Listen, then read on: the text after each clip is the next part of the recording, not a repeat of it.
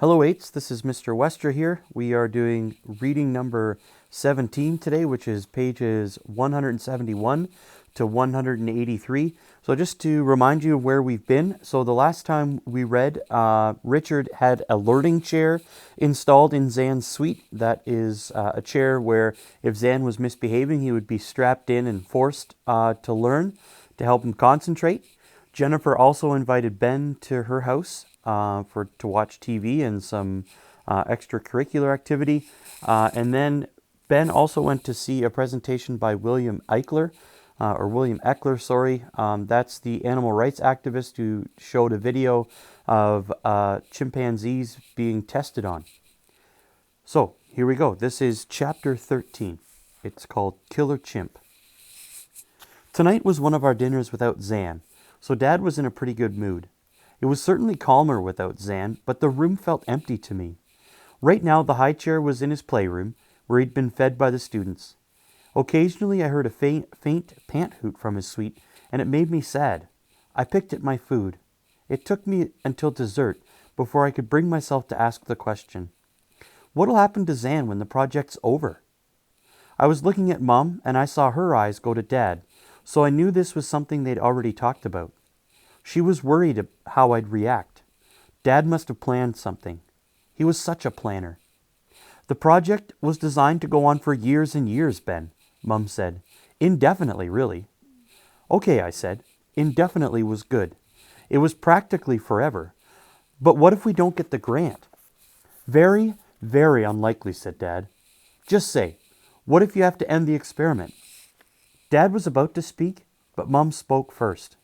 This is a groundbreaking experiment, Ben. The whole world is watching. No one wants it to end. Absolutely, said Dad. As long as Zan can keep learning, the project will go on.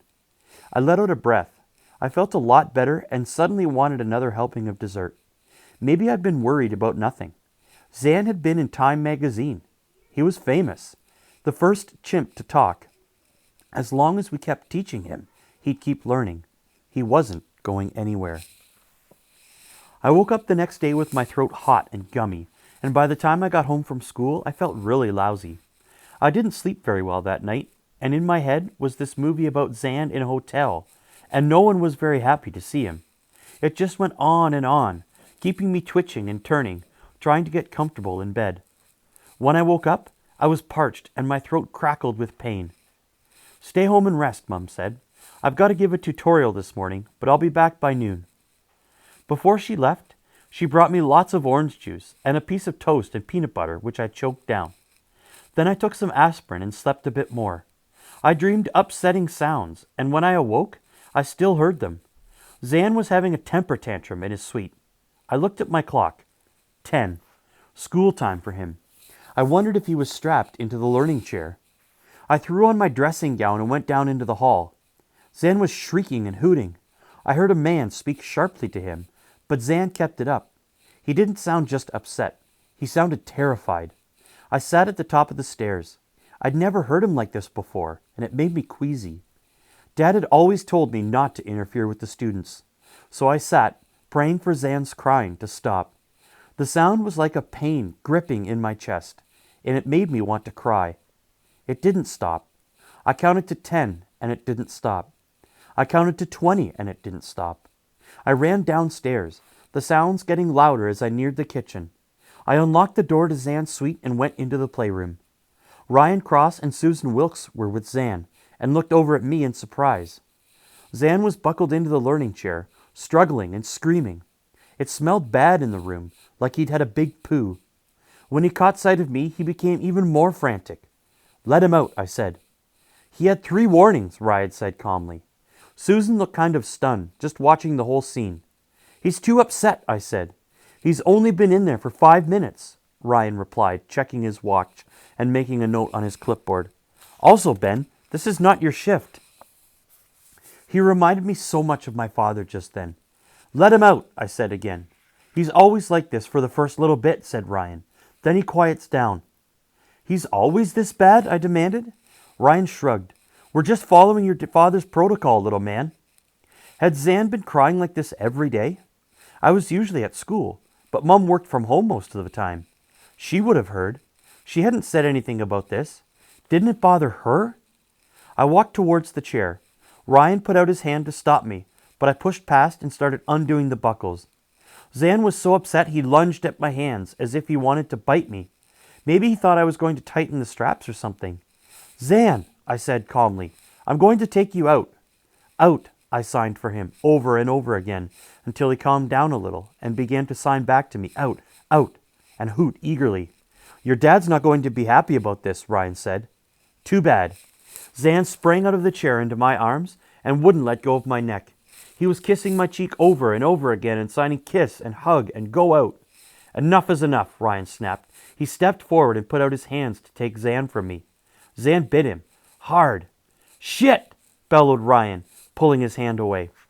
Zan's baby teeth had come in long ago, and they were sharp. Blood welled up from Ryan's third finger. It looked bad. You're going to need stitches, said Susan, her face pale. I can drive you to the hospital. Ryan grabbed a dish towel and wrapped it tightly around his finger. He swallowed. Stupid monkey, he mumbled. You okay with Zan alone? Susan asked me. Yeah, fine, I said, even though I felt kind of woozy and my throat was ragingly sore. Probably a good idea to call your dad, she said. Tell him I'm taking Ryan to the emergency room at the Jubilee. I was glad to see them both go. Ryan deserved what he got, but there was going to be a lot of trouble. I sighed and, with Zan still still hugging me tightly, I went to phone Dad. Dad was frighteningly calm when I told him. He just wanted the facts. He asked if I was okay, told me to take care of Zan, then hung up to drive to the hospital. When Mom got home at noon, I told her everything. She didn't say very much either, but she looked worried. Zan was good as gold over lunch. He knew he'd done something very bad and was trying to make up for it by being extra obedient and making his signs very, very clearly. At around 3 o'clock, Dad came home and called me downstairs. I was still in my pajamas, feeling rotten. Mom and Dad were waiting for me in the living room. Zan was out back with the new shift of students. Ben, you've created a huge amount of trouble, Dad said. Me, I exclaimed. What about Ryan? Ryan said Zan was just starting to calm down when you barged in and got him all riled up. That's a lie, I said. Zan was screaming.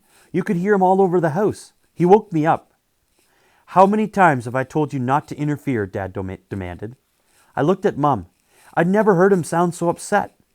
It isn't your responsibility, Ben, Dad told me. Yeah, it was, I said. If I heard Mum screaming, I'd try to help her. I left Dad out of my example on purpose. He started to say something, then shook his head. Ryan's going to be in the hospital overnight. Zan's bite went all the way to the bone. The doctor said if it had gone just a little bit deeper, he would have lost the tip of his finger. As it is, Ryan's got an IV full of antibiotics in his arm to prevent infection.